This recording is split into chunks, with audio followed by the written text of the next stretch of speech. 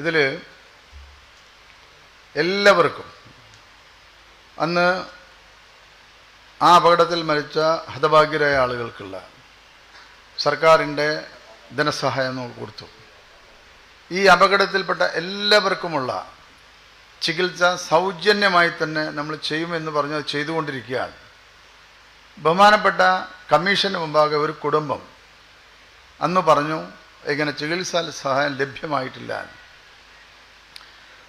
അന്നത്തെ ജില്ലാ കളക്ടർ ഈ ചികിത്സകൾ സൗജന്യമാക്കുന്നതിൻ്റെ ഭാഗമായിട്ടുള്ളൊരു ജിയോ പുറത്തിറക്കിയിട്ടുണ്ട്. ആ ജിയോയിൽ കൃത്യമായി പറഞ്ഞിട്ടുണ്ട് താനൂർ ബോട്ട് അപകടത്തിൽപ്പെട്ട എല്ലാവർക്കും സൗജന്യമായി അസുഖം മാറുന്നവരെ ചികിത്സ സൗജന്യമാണ്. അതിൽപ്പെട്ട ഒരു കുടുംബം സർക്കാരിൻ്റെ ചികിത്സ പോരാ എന്ന് പറഞ്ഞ് മറ്റൊരു ആശുപത്രിയിൽ പോയി. ആ ആശുപത്രിയിലെ ബില്ല് ബന്ധപ്പെട്ട ജില്ലാ കളക്ടർക്ക് സമർപ്പിക്കുകയാണെങ്കിൽ ഇപ്പോഴും അവർക്ക് ആ പണം കിട്ടും. അതിനുള്ള സർക്കാർ ഉത്തരവ് നിലവിലുണ്ട്. ആ ഉത്തരവിൻ്റെ അടിസ്ഥാനത്തിലാണ് ഇപ്പോൾ ഇവർക്കൊക്കെ തന്നെ സൗജന്യ ചികിത്സയും ഒക്കെ നൽകിയിട്ടുള്ളത്. തെറ്റായിട്ടുള്ള കാര്യം പ്രചരിപ്പിക്കുകയാണ്. ആ കുടുംബം നാളെ വരട്ടെ, നിങ്ങളുടെ മുമ്പിൽ നാളെ വരട്ടെ.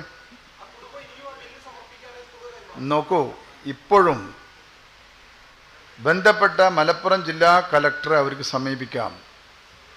അവർക്ക് ഇന്ന കാര്യങ്ങളിൽ പണം ലഭ്യമായിട്ടില്ല. ഇവിടെ സർക്കാരിൻ്റെ ജോലി എന്താ? അവർക്ക് കൃത്യമായി ചികിത്സ ലഭ്യമാകണം എന്ന ഒരു ഉത്തരവ് പുറപ്പെടുവിക്കുക. വാക്കാൽ പറയാൻ കഴിയില്ല ഉദ്യോഗസ്ഥരോട്. ആ ഉത്തരവ് നമ്മൾ പുറപ്പെടുവിച്ചു. ആ ഉത്തരവ് മലപ്പുറം ജില്ലാ കളക്ടറെ അടുത്തിരിക്കുകയാണ്. അത് ഇംപ്ലിമെൻ്റ് ചെയ്യേണ്ട ഉദ്യോഗസ്ഥൻ ജില്ലാ കളക്ടർ. അദ്ദേഹത്തിന് ചിലപ്പോൾ ഇതറിയുന്നുണ്ടാവില്ല. അദ്ദേഹത്തിൻ്റെ അടുത്ത് ചെന്ന് ഞങ്ങൾക്ക് ഇന്ന കുറവ് വന്നിട്ടുണ്ട്, ഇവിടെ ഇതിന് ഉത്തരവ് മുമ്പുണ്ടായിരുന്നു എന്ന കാര്യം അവരോട് പറഞ്ഞാൽ അദ്ദേഹം ചെയ്യുമല്ലോ. ജില്ലാ കളക്ടർമാരുടെ ജോലി അവരെ കൃത്യമായി തന്നെ നിർവഹിക്കുന്ന ആളുകളാണ് ജില്ലാ കളക്ടർമാർ. ഏറ്റവും കഴിവുള്ള ജില്ലാ കളക്ടർമാരാണ് കേരളത്തിലുള്ളത്. അവരത് ചെയ്യും. അവരടുത്ത് ചെല്ലണ്ടേ? പരാതി പത്രക്കാരുടെ മുമ്പിലല്ല, ബന്ധപ്പെട്ട അധികാരികളുടെ മുമ്പിൽ. അത് മന്ത്രിമാരെ MLA മുമ്പിൽ എന്നല്ല ഞാൻ പറയുന്നത്. ബന്ധപ്പെട്ട ജില്ലാ കളക്ടറുടെ മുമ്പിൽ നാളെ രാവിലെ അവർ ചെല്ലട്ടെ. അവിടെ അതിൻ്റെ കോപ്പി ഉണ്ടല്ലോ. ആവശ്യമായ കാര്യങ്ങൾ ബന്ധപ്പെട്ട ജില്ലാ കളക്ടർ അവർക്ക് നൽകും.